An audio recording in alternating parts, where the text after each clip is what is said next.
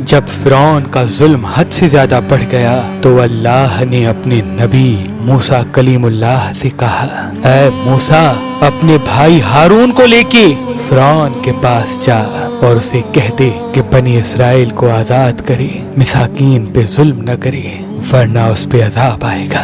بس اللہ کے نبی موسیٰ علیہ السلام اپنے بھائی ہارون کو لے کے فرعون کی دربار پہنچتے ہیں اور کہتے ہیں، اے فرعون سن، میں اللہ کی طرف سے آیا ہوں۔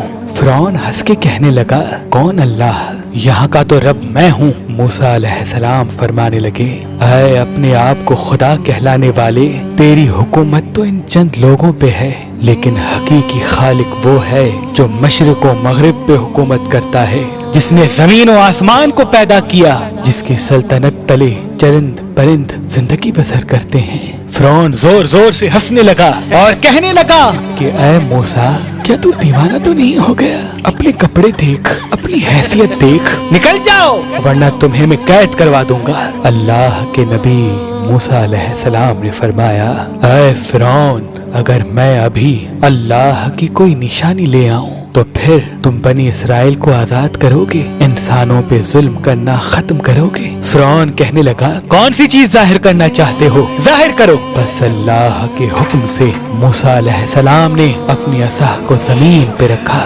جیسے ہی اس عصا کا زمین پہ رکھنا تھا، وہ اژدہا بن کے پورے محل میں پھرنے لگا۔ پھر اللہ کے نبی موسیٰ علیہ السلام نے اپنی بغل میں ہاتھ ڈال کے جیسے ہی باہر نکالا تو وہ چاند کی طرح روشن نظر آنے لگا۔ فرعون کے محل والے سب حیران ہو گئے۔ فرعون نے سوچا کہیں بغاوت نہ ہو جائے تو کہنے لگا، اے موسیٰ، کیا تو اس جادو کے زور سے میری سلطنت کو ختم کرنا چاہتا ہے، بنی اسرائیل کو آزاد کرنا چاہتا ہے؟ اے موسیٰ، یہ زمین جادوگروں کی زمین ہے اور میرے پاس اس سے بھی بڑے جادوگر موجود ہیں، کیوں نہ ایک مقابلہ کرتے ہیں؟ تو اپنا جادو دکھا، ہم اپنا جادو دکھاتے ہیں۔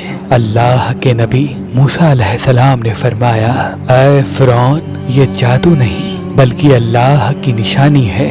بس فرعون نے اپنی قوم کے بہترین 40 جادوگروں کو بلایا جو بچپن سے ہی جادو سیکھ رہے تھے، اور ایک طرف اللہ کا نبی موسیٰ کلیم اللہ اور ان کا بھائی ہارون تھا۔ اللہ کے نبی موسیٰ علیہ السلام فرمانے لگے، اے جادو کرنے والو، جھوٹ نہ بولو، اللہ کی مخلوق کو گمراہ نہ کرو، میں اللہ کا نبی ہوں، کوئی جادوگر نہیں، میں تو تمہارے رب کی طرف سے تمہاری اصلاح کرنے آیا ہوں۔ وہ جادوگر آپس میں بات کرنے لگے، کچھ نے کہا شاید یہ نبی ہو، کچھ نے کہا نہیں۔ صلاح مشورے کے بعد وہ سب جادوگر فرعون کے پاس آئے اور کہنے لگے، اگر ہم غالب آ گئے تو ہمیں کیا انعام ملے گا؟ فرعون کہنے لگا، اے جادوگرو، جو تم چاہو گے وہ سب تمہیں عطا کیا جائے گا اور تم ہمارے خاص لوگوں میں شامل کیے جاؤ گے۔ وہ سب لالچ میں آ کر موسیٰ علیہ السلام کے پاس آئے اور کہنے لگے، یہ دونوں صرف ایک جادوگر ہیں اور کچھ نہیں، ان دونوں کا مقابلہ کرنے کے لیے تو ہم ہی کافی ہیں۔ بس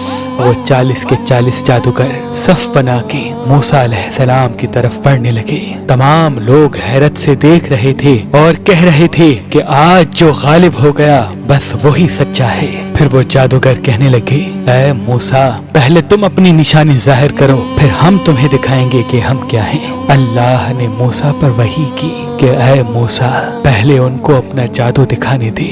بس ان کے پاس جو لاٹھیاں اور رسیاں تھیں انہوں نے زمین پہ پھینکی اور انسانوں کی آنکھوں پر جادو کر دیا۔ دیکھتے ہی دیکھتے انسانوں کو وہ سب سانپ نظر آنے لگے، حرکت کرنے لگے۔ تمام لوگ ڈر ہی رہے تھے کہ اتنی دیر میں آوازیں غائب آئی، اے موسیٰ اپنی لاٹھی پھینک۔ جیسے ہی موسیٰ علیہ السلام نے اپنی عصا کو زمین پہ پھینکا، وہ اژدہا بن کے ان جادوگروں کے تمام سانپ اور لاٹھی کو کھا گیا۔ سب لوگ دل ہی دل میں موسیٰ علیہ السلام کو نبی تسلیم کرنے لگے، اور جب یہ منظر ان جادوگروں نے دیکھا تو آپس میں کہنے لگے، اے لوگو، یہ جادو نہیں ہے، کیونکہ ہم تو جادو صرف انسانوں کی آنکھوں پر کرتے ہیں، لیکن موسیٰ نے جو کیا وہ تو سچ ہے۔ یہ کہہ کے وہ سب کے سب جادوگر موسیٰ علیہ السلام کے قدموں میں گر گئے اور تسلیم کرنے لگے کہ اللہ کے سوا کوئی خدا نہیں، اور اے موسیٰ کلیم اللہ، آپ ان کے سچے نبی